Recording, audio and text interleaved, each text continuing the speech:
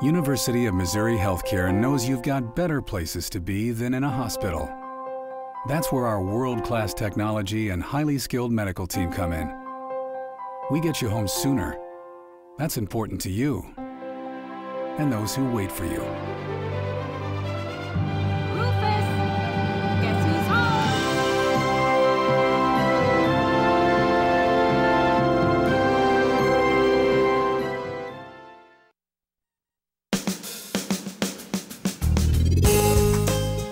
Good morning and welcome to Radio Friends. This is Thursday, November the 3rd. And we're going to talk about something today that may not be one of your most pleasant topics, something that you want to talk about, but it's something that we really need to talk about, especially if you are in the age of having Medicare, or you have someone in your family who is enrolled in Medicare. Gene Forrester is with us from D&H Drugstore. Good to have you here, Gene. And I see you have one of those little booklets in your hand called Medicare and You. And I got one of those through the mail about a month or so ago, and I don't understand any of it. Well, anybody that's 65 or older is always going to get this, or if they've been on in Medicare before.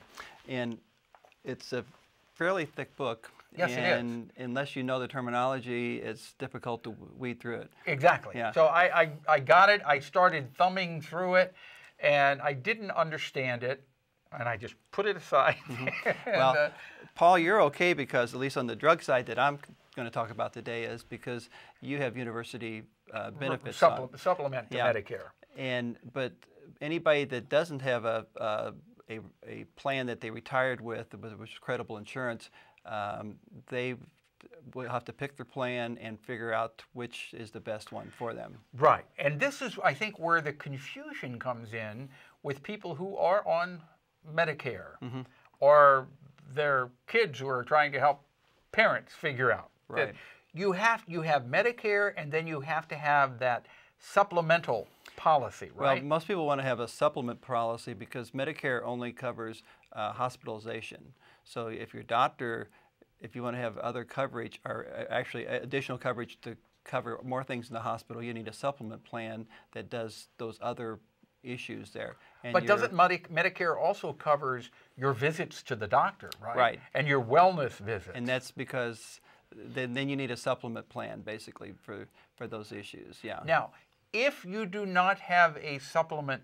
plan, and let's say if you're on Medicare, you don't have a supplement plan, and you go several years without it, and then you decide... You get penalized, yeah. Yeah, that's what I say. You decide, oh, I should have the supplement plan, you're penalized. Right. Because what happens is your premiums that you have not paid into during that time have not been paid into the pool, and so when you recognize, well, now I'm sick enough, I need to have insurance that'll cover the major part of these things.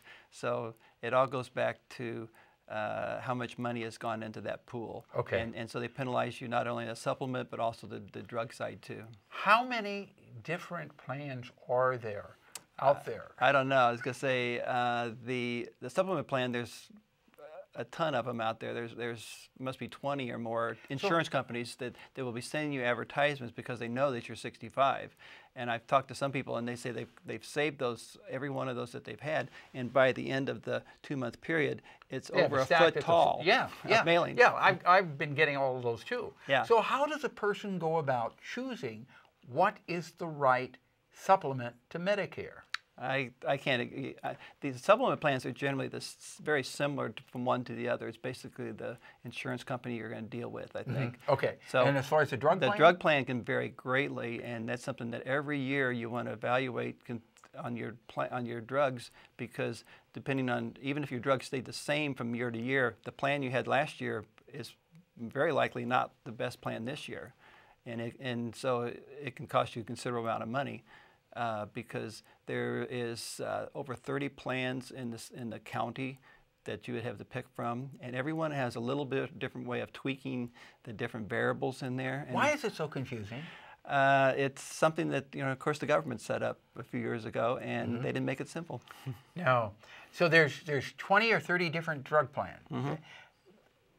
How would a person go about each year reviewing this and making sure that they're on the right Well, right track? now you have open enrollment, which your enrollment starts April or October 15th through So it December, runs now through December 7th. Okay, so you got a little bit more than a month I think left. it's December 7th. It used to in the past always go from the middle of November till the end of the year, but that caused so much problems that, yeah, December 7th is the correct date. It caused so much problems with insurance companies having you eligible on the first date in January. So now you have till December 7th that you have to make up, you have to choose your drug plan. Right.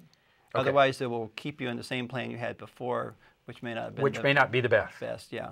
And just because, you know, it was simple to let it roll over is not always the best option, because they vary, because depending on if you have a deductible, if you don't, if you have how many branded items you have, how many generic items you have, and so there's Now, all sorts of variables in At that. D&H, do you keep track of all of this for the customers as to what they have? I was going to say, what I'm telling you here today is that we have a technician that's one of our senior technicians that has done this for the last 3 or 4 years, and so she knows the website very well. I was playing around with it yesterday at home getting ready, and so I was talking to Kim today. I go, well, how do you find the price per prescription, you know? And she goes, oh, you got to click on this spot. So I'd spent 6 hours yesterday playing around with doing different variables, changing drug therapies for my wife, and in the process of going down from it was going to cost us either $2,500 if we stayed just the way we were, or bringing it down to $600. Oh, so there is a big change. If I change 2 drugs. If people come in, can they get information from D&H? Yeah, I was going to say, what we need to do is set up an appointment with them, and if they get their prescriptions from us, we can see all the drugs that they take. If they don't, then they'd like to have us do an evaluation, and they need to have You'll do that. list of those things, and Kim will give you Okay, so an what's the evaluation. telephone number to call? You would want to call Kim, and her line is 777-7307. Okay, and 777-7307. Correct. Tell them you want to talk about your Medicare Part D drug plan. Right. Which has to be decided by December the 7th. 7th, right. By So they Pearl have Harbor about Day. a month to go. So and try not to call the last week or so, because she will be inundated then. It'll be flooded. All right, Gene Forrester, thank you so much for coming by. I know it is a very complicated subject, but it's something that when you get to this ripe age that I am at right now, I have to deal. You're not there yet, are you? I'm not yet. Okay. But the other part is that many people have senior family members that they need to be helping them with, Right. because they're not astute at working with computers, and even that as a Right. younger person that thinks they know everything, Yeah. may not have all the answers. It's not simple. Yeah. 777 what? 7307. 777-7307. Yeah. Gene Forrester, D&H Drugstore, thank you for coming by. Our show directed by Travis McMillan of the Reynolds Journalism Institute Audio, Pat Akers, KBIA. Our floor director is Eric Stazak, and our assistant producer and guest coordinator, Uncle James Mauser. To listen to this again or watch it, go to kbia.org, sign up for a vodcast or a podcast of Radio Friends. Bye-bye.